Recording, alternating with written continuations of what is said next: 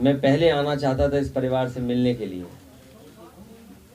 लेकिन कई कार्यक्रमों की वजह से और चुनाव की तारीखें आ जाने की वजह से मैं इस परिवार के बीच नहीं पहुंच पाया। जब भी हमारे किसी समाजवादी साथी ने मुझे जानकारी दी तो उन समाजवादी साथियों से मैंने कहा आप हो लेना परिवार के बीच में, और जब हमें मौका मिलेगा तो मैं ज़रूर आऊँगा। मेरे साथ उनके पिता बैठे हैं लक्ष्मण सिंह जी। ब्रजेश पाल एक पढ़ा लिखा नौजवान जो नौकरी कर करके न केवल अपने परिवार की बल्कि समाज की सेवा करना चाहता था, वो हमारे बीच नहीं रहा। और इस दुख की घड़ी में मैं उनके परिवार के लोगों से मिलने आया हूँ, परिवार के सदस्य मुझसे मिल रहा हूँ, गांव के जो हमारे बुजुर्ग हैं, माताएं बहनें हैं, उनसे मिलने का मौका मिल रहा है। ये बहुत दुखद बात है कि एक नौजवान निराश हताश होकर के और इस मानसिक स्थिति पे पहुंच जाए कि अब उसे जीना नहीं है, न नौकरी ढूंढनी है। और जिसने भी उसकी जो सुसाइड नोट है पढ़ी होगी, उसके आंखों से आंसू आ गए होंगे, अपने माता पिता से माफी मांगते हुए, अपनी बहनों के बारे में सोचते हुए, और सब डिग्रियां जला दी उसने। ब्रजेश ने अपनी सुसाइड नोट में लिखा कि जो डिग्रियां मुझे नौकरी नहीं दिला सकती, उन डिग्रियों का क्या फायदा। तो ये कहानी केवल एक ब्रजेश पाल की नहीं है, बड़ी संख्या में नौजवान पूरे उत्तर प्रदेश देश में निराश हो गया है। मुझे याद है फिरोजाबाद की एक बेटी, जिस दिन उसे जानकारी मिली कि जो परीक्षा दे करके आई है वो पेपर लीक हो गया, उसने उसी समय आत्महत्या कर ली। अगर हम प्रदेश के और देश के आंकड़े देखें, खासकर शहरी आंकड़े और गांवों के आंकड़े, तो हमें मिलेगा कि बड़े पैमाने पे नौजवान निराश होता चला जा रहा है। पहले तो वो डिग्री हासिल कर ले रहा है, पढ़ाई पूरी कर रहा है, और जब नौकरी की तलाश में नौकरी नहीं मिल रही है तो वो घर आके बैठ जाता है या अपने परिवार के काम को बांटने लगता है। ये स्थिति पैदा कर दी है। और अभी जो देश के आंकड़े आए हैं, 90% नौजवान के हाथ में नौकरी और काम नहीं है। सोचिए, किसी देश और समाज के अंदर अगर 90% आने वाली पीढ़ी के हाथ में नौकरी और रोजगार नहीं है, तो सोचो हमारे समाज का भविष्य क्या होगा।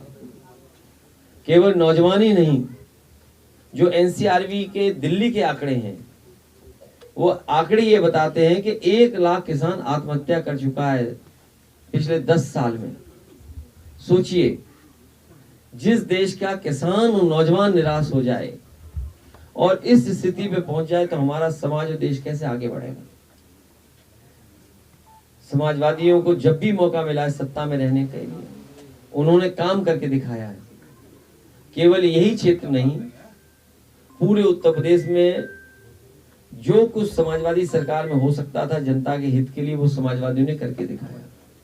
चाहे एम्बुलेंस हो, चाहे पुलिस को 100 नंबर की व्यवस्था हो, मंडियों का निर्माण हो, या वो किसानों को फसल की सही कीमत कैसे मिलेगी, सड़कें हो, बिजली का इंतजाम हो, अस्पताल हो, ये सब सुविधाएं देने का काम किया।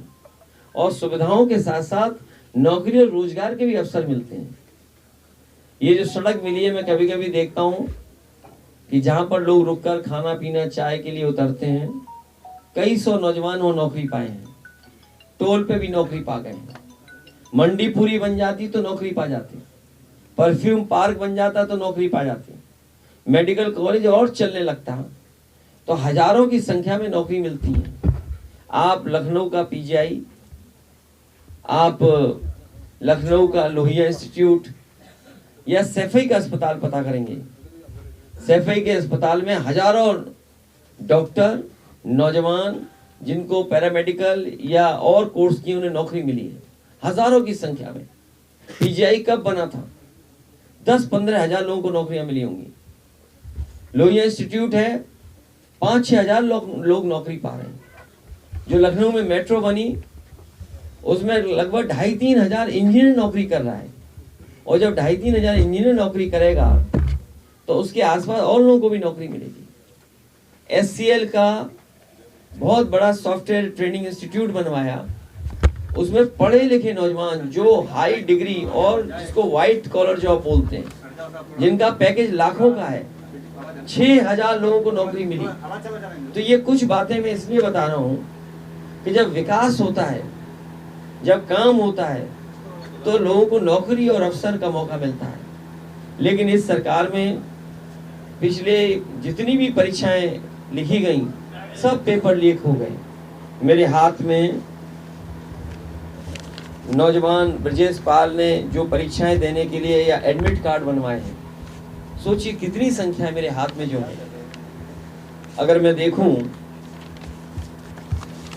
तो ये देखिए कितनी परीक्षाएं हैं जो बेचारा बैठ करके सोचता था कि अगर ये परीक्षा हो जाएंगी तो इसमें मुझे नौकरी मिल जाएगी, लेकिन बहुत सारी परीक्षाओं में पेपर लीक हो गए। मेरे हाथ में तो 10-12 हैं नौकरियों के जिसके फॉर्म भरे होंगे उसमें। पिताजी बता रहे हैं कि बड़ी पैमाने पे जो कर्म गट्ठर बना हुआ था वो जला दिया। सोचिए अगर एक देश का नौजवान ये सोचे कि पढ़ने लिखने के बाद मुझे डिग्री से नौकरी नहीं मिल सकती और डिग्री जला करके अपने माँ बाप से माफ़ी मांग करके आत्महत्या कर ले, इससे ज़्यादा दुखद काम और कोई नहीं हो सकता। मैं अपने नौजवानों को, जब ब्रजेश पाल के परिवार से मैं मिल रहा हूँ, माता पिता बहनों से और उनके सहयोगी साथियों गाँव के लोगों कि हम भरोसा दिलाते हैं कि जब कभी भी हम लोगों को मौका मिलेगा काम करेंगे, विकास करेंगे, जिससे कि नौकरी रोजगार मिले और हमारे नौजवानों का भविष्य बेहतर हो। सर, जिस तरीके से एक युवा ने आत्महत्या की, वहीं पर केंद्र सरकार और उत्तर प्रदेश की सरकार ने दावा किया था कि उत्तर प्रदेश में 90 लाख नौकरी दी जाएगी अपने संकल्प पत्र में, और उसका दावा हवा इस तरीके दिखाई दे रहा है और युवाओं को आत्महत्या करना पड़ा। देखिए ये सवाल पूछना और चुनाव के समय पूछना बहुत जरूरी है कि जिन लोगों ने कहा था कि साल में 2 करोड़ नौकरी देंगे, आज नौकरियां कहाँ हैं, रोजगार कहाँ हैं? और फिर पेपर लीक क्यों? पेपर लीक के कारण मैंने कई बार गणित समझाया कि 60 लाख बच्चे प्रभावित हुए हैं जो पेपर लीक के कारण नौकरी नहीं पा पाए, जिन्होंने परीक्षा के लिए तैयारी की, मेहनत की, दिन रात पढ़े, पैसा खर्च किया, ट्यूशन करा, कोचिंग ली, ट्रेनिंग ली, और उसके बाद 60 लाख बच्चों को पेपर लीक का सामना करना पड़ा। अगर हम 60 लाख बच्चे उनके माँ बाप को जोड़ दें, 3 सदस्यों को ही परिवार का अगर हम मान लें, 3 का गुणा अगर हम 60 लाख से कर दें, तो उत्तर प्रदेश में 1 करोड़ 80 लाख लोग हैं जो इस सरकार के खिलाफ दिखाई दे रहे हैं। यही 1 करोड़ 80 लाख अगर हम 80 से भाग दे दें लोकसभा का, तो हर लोकसभा में 2,25,000 वोट इस सरकार का कम हो गया। सोचिए 2,25,000 जिस सरकार का, जिस पार्टी का वोट कम हो जाएगा, वो कैसे लोकसभा के लोग जीतेंगे? तो प्रधानमंत्री से लेकर बीजेपी के लोग दावा कर रहे हैं हमारा संकल्प पत्र बहुत मजबूत है, युवाओं को रोजगार देगा, मगर जमीन वो दिख नहीं रहा। कोई चुनाव नहीं बचा जिसमें प्रधानमंत्री और मुख्यमंत्री और उप मुख्यमंत्री और मंत्री कन्नौज न आए हों।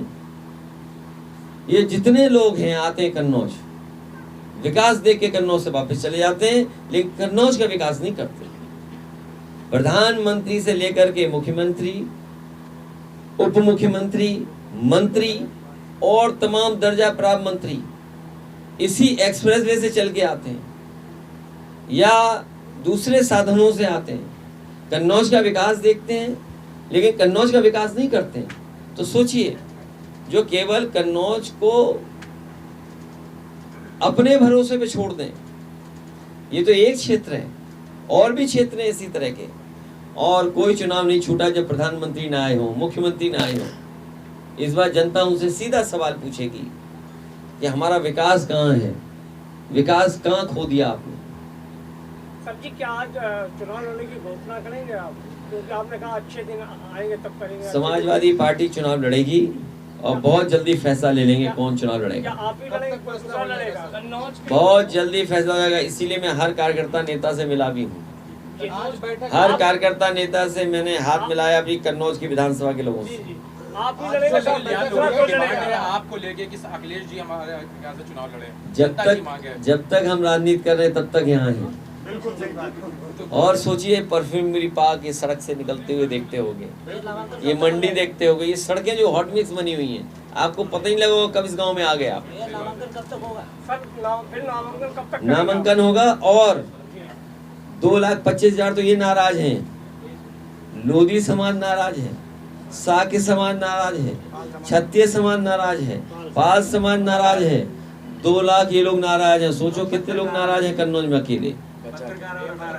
और पत्रकार तो ऐसे ही दुखी हैं। सर लोग नाराज हैं, पत्रकार दुखी हैं, सब दुखी हैं, लेकिन बीजेपी कह रही है कि संविधान बदलेंगे अगर 400 सीट आ गई तो। संविधान बदल गया तो हमारी ये भोली वाली जनता जिसको बाबा साहब भीमराव अम्बेडकर जी ने अधिकार दिया एक वोट डालने का, इनकी साजिश है कि गरीब जनता वोट ही न डाल पाए, वोट का अधिकार भी छीन लें। और नौकरी इसलिए नहीं दे रहे हैं क्योंकि नौकरी देने से उन्हें आरक्षण देना पड़ेगा, क्योंकि आरक्षण नहीं देना चाहते इसलिए नौकरी का पेपर लीक करा रहे लोग। समाजवादी पार्टी का गढ़ कन्नौज कहा जाता है, लेकिन अभी तक प्रत्याशी नहीं, जनता को इंतजार है। देखिए यही तो गढ़ का कमाल है। बीजेपी से लेके सब घबराए हुए हैं कि कन्नौज इस बार लाखों वोट से हराने वाली है। सांसद जी हाजिर हों, क्या काम किया उन्होंने। सांसद जी हाजिर हों, क्या काम किया है। गांव-गांव से आवाज आ रही है। वो पुलिस को ठोक रहे हैं, इस बार पुलिस भी ठीक करेगी उन्हें। सर कल फर्स्ट फेज का इलेक्शन है, यूपी की 8 सीटें हैं और देश भर में तमाम सीटों पे कल चुनाव होने जा रहा है। जनता से आप क्या कहना चाहिए? मैं इस ब्रजेश पाल नौजवान के घर पर बैठ करके यही कहना चाहता हूँ, इस परिवार ने एक नौजवान अपने बेटे को खोया है, देश के और प्रदेश के एक बेटे को खोया है। प्रदेश सरकार वो बने जो नौकरी और रोजगार दे, वो सरकार न बने जिसकी हर बात झूठी, हर बात वादा उसका झूठा। पहले चरण कितना? मैं पहले चरण में समाजवादी पार्टी और गठबंधन के जितने प्रत्याशी हैं उनके पक्ष में समर्थन मांगने का आह्वान करता हूं, उनसे अपील करता हूं जनता से कि पहले चरण में इंडिया गठबंधन की मदद करें, सहयोग करें और उन्हें आगे बढ़ा दें, जिताएं। सर कन्नौज की जनता से हमने बात किया तो ऑन कैमरा कन्नौज की जनता ने कहा कि सांसद जी 5 साल से खनन कराए हैं और लोगों की जमीन कब्जा की है और मुख्यमंत्री कह रहे हैं कि अच्छे दिन आ गए, राम राज चल रहा है। कैसे दिख? इसीलिए मैंने कहा कि जनता इस बार उनसे सवाल करेगी, जनता कहेगी सांसद हाजिर हों, और इस बार सांसद जी को यहाँ से खारिज करने का फैसला जनता ने लिया है।